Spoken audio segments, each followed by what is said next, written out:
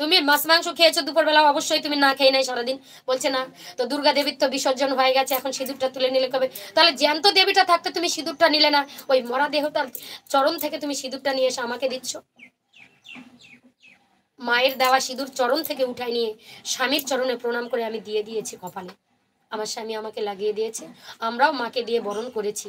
এখন আর নয়, সবকিছুর একটা সময় আছে।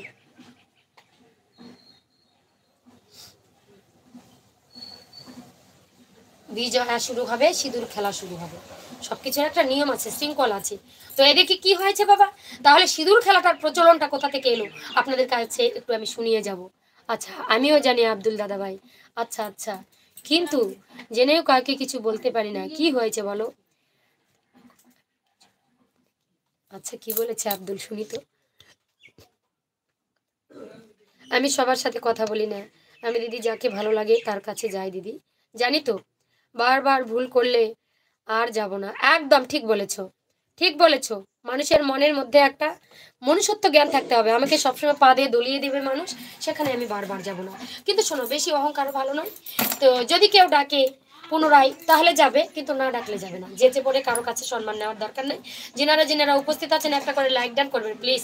চলুন একটু একটু একটা গান করে আমরা চলে যাব সেই সিঁদুর খেলা পর্বে।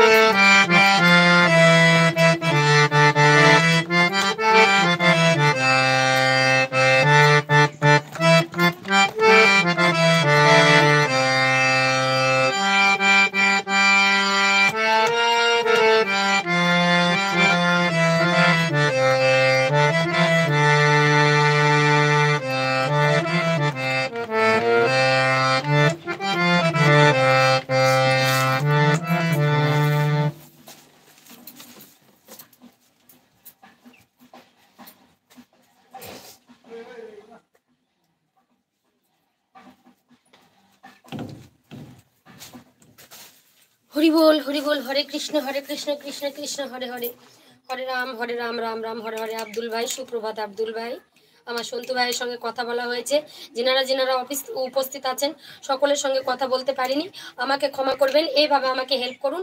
আমি প্রত্যেক দিন সবারই কমেন্টগুলো পড়ে দেখি, সময়ে কথা বলতে পারি না, পালা প্রসঙ্গে থাকি। তো তো আমার ভাইয়েরা জানে যে দিদি ভাই যখন কথা বলে তখন কমেন্ট পড়ে না, কমেন্ট যদি পড়ি সব কিছু উলট পালট হয়ে যায়, তাই কমেন্ট আমি পড়তে পারি না বন্ধুরা, তো আমাকে ক্ষমা করে দেবেন। আমি সবারই কমেন্টগুলো পড়ে দেখি। তো আমরা ভাবি কি যে কমেন্ট করেছি, আমার নামটা একটু যদি নিত তাহলে আমি ধন্য হতাম, সত্যি তাই। তো আমারও মনে হয় যে কমেন্টগুলো করছি, দিদিভাই যদি একটু কমেন্টটা পড়তো।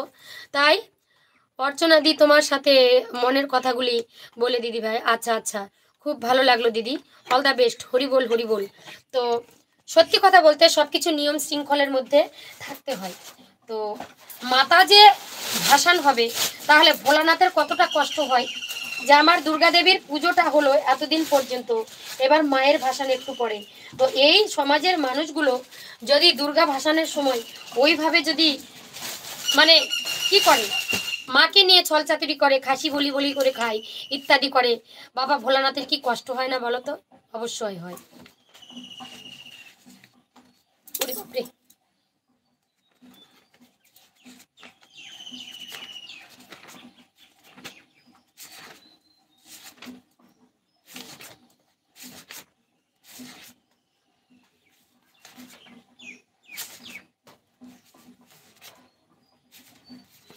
তোমাদেরকে যে গানটা শোনাতে চেয়েছিলাম, কৈলাসে ভোলা কাঁদে একলা, ছিঁড়ে গেছে গাথামালা মায়ারি বাঁধন, প্রতিমা হবে বিসর্জন।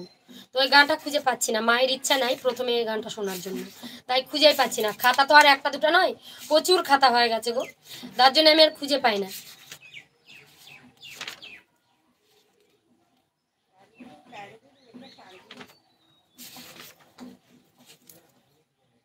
কি জ্বালা, কি হয়েছে? আব্দুল দাদা ভাই, তুমিও কাউকে বলো না। আরে আমিও বলবো না, তোমরাও কাউকে বলবো না, আমরাই শেয়ার করবো যা আছে মনের কথা, ঠিক আছে?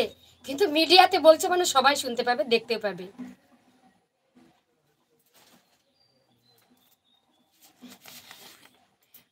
ওগুলো ইনস্টারে ফলো করে ওইসব কথাগুলো বলতে হয়।